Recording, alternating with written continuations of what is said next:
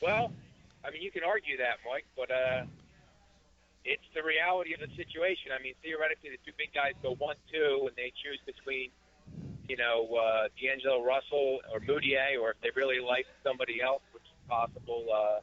It's not impossible, I guess, Hazonia or somebody like that, Kristaps Porzingis, somebody like that they might. But it's interesting. Like, what if Towns goes number one, let's say, and Russell just visited the Lakers, and let's say they're blown away, and they decide he's a franchise player, and they take him at 2. If you're Sam Hinkie, do you take Okafor at number 3? And those are things that could conceivably happen, and you have to be ready, to make a decision. I don't think he would hesitate to take a big guy at number 3 because he's looking for a star, and he thinks the more chance you have to be a star, better. And then you could always change it, trade a big guy for a little guy. Now, whether Okafor is a good fit here, that could conceivably be another issue. I think he's a good fit at the offensive end, but I don't know about him and Embiid playing together at the defensive end. Who's going to guard the 4s? But, they got to get it right. It's time to start building a little bit and getting a nucleus and start growing this program. Yeah, Tom, and they do have 5 second-round picks, and that gives them a lot of flexibility on draft night. Last year, they kept all the picks. I mean, they, picked away. We were up till the last pick there waiting to see what they were going to do. This time around, do you think it's time for them to utilize those 5 picks in a different way? Well, I mean, possibly. I mean, he did make some trades last year, but they traded down and got a guy and, moved around and got Pierre Jackson and cash considerations. And he made some moves, but they ended up – and he'll almost undoubtedly, stash another guy. Last year they had 2 guys, Dupre and the point guard, Misic, the Serbian point guard, played overseas. So I would think, 5 – probably it's unrealistic for a number 3 pick and 5 second-rounders to make a roster unless they're just going to overhaul again.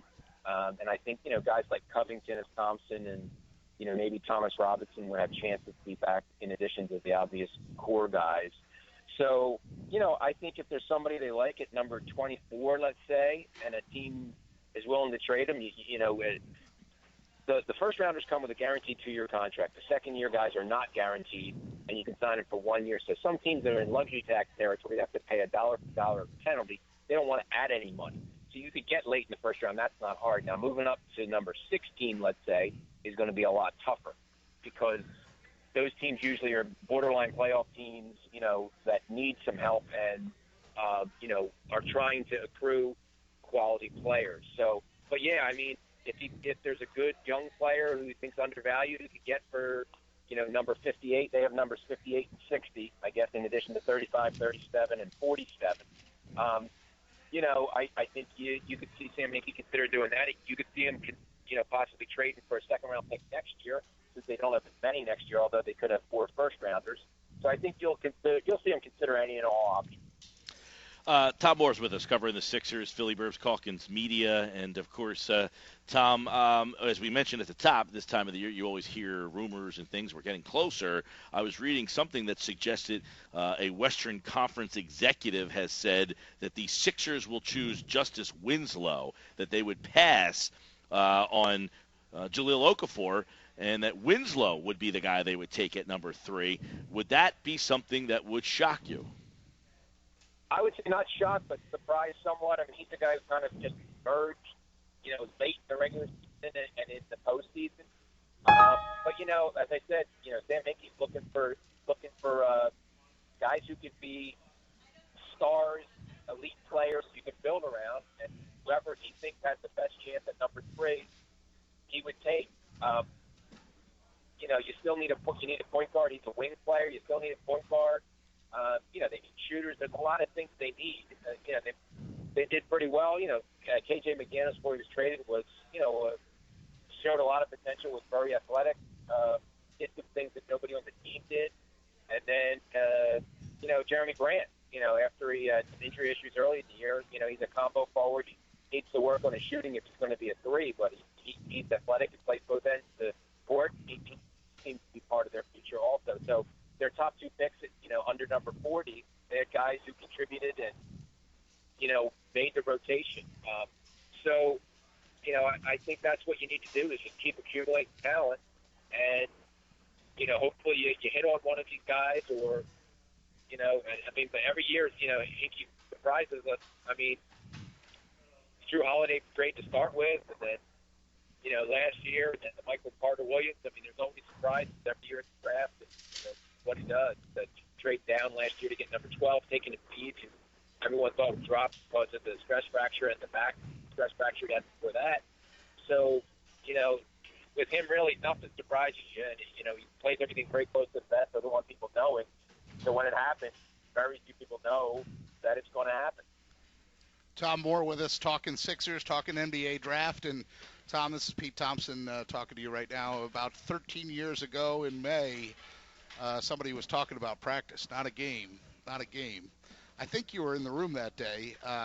Did you get any sense, because that news came out today or this week, that Allen Iverson might have been altered in his famous rant? Did you get any sense that day that something was different about him? I was in the room. Yes. I don't know about altered, but he definitely sort of wound up, and he sort of had a gleam in his eyes. So, like, is it that he was so determined to sort of, get his point across or defend himself, or however you want to say it? I don't know, but he definitely was. As I said, sort of had that glow in his eyes about. And was very passionate in his defense. I still have it on the old micro cassette recorder. I still have it all 31 minutes on my old micro cassette tape. I don't know if I have a recorder to play it on at this point, but I do have. I saved the tape. I made sure I did not tape over that one. That was a surreal day. Right, VHS probably at that time. Tom Moore with us. Hey, did you watch the documentary on Showtime? And if so, what were your thoughts on that documentary about Allen Iverson? You know what? I did not see the documentary. We did not get Showtime.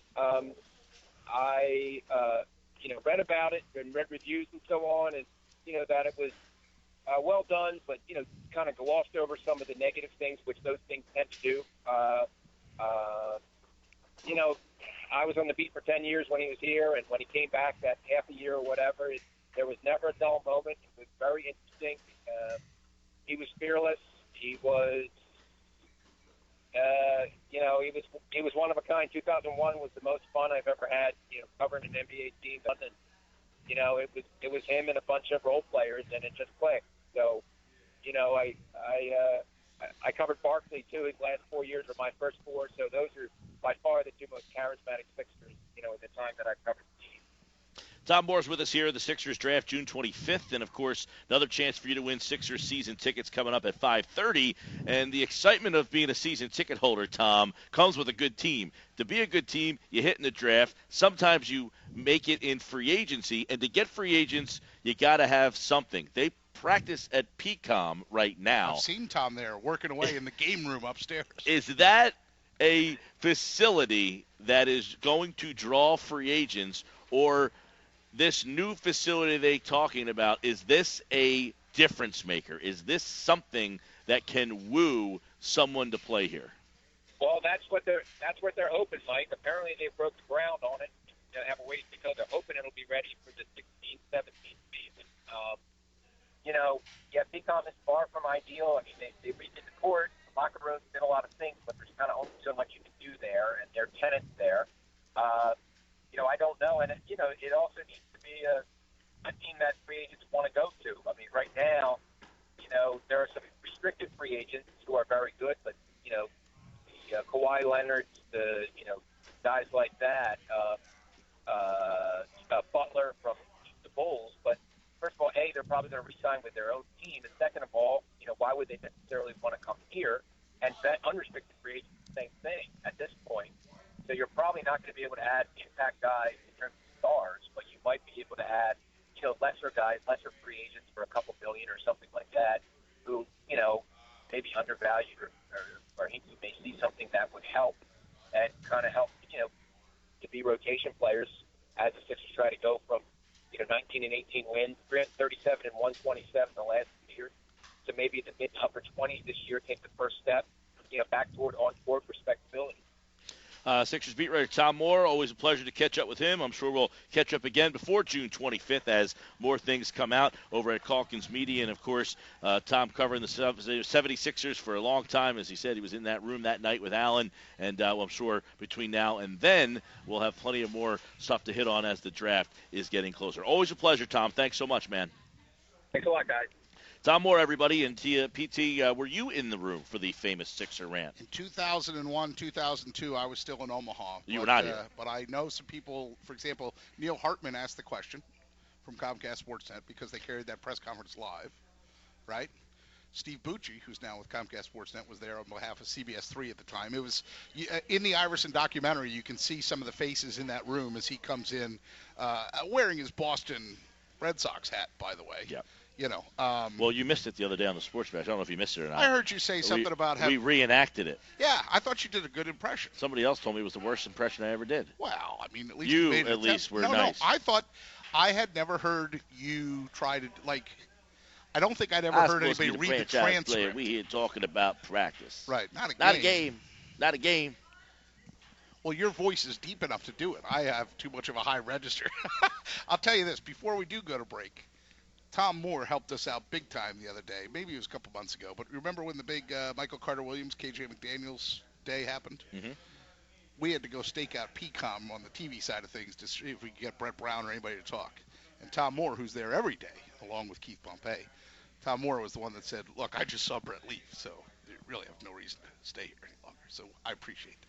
That's Pete Thompson giving you words of wisdom. Just say it. Coming up on the other side, a little buy or sell on the way as a Sports Bash live today at Harrah's Atlantic City on 97.3 ESPN. Huh?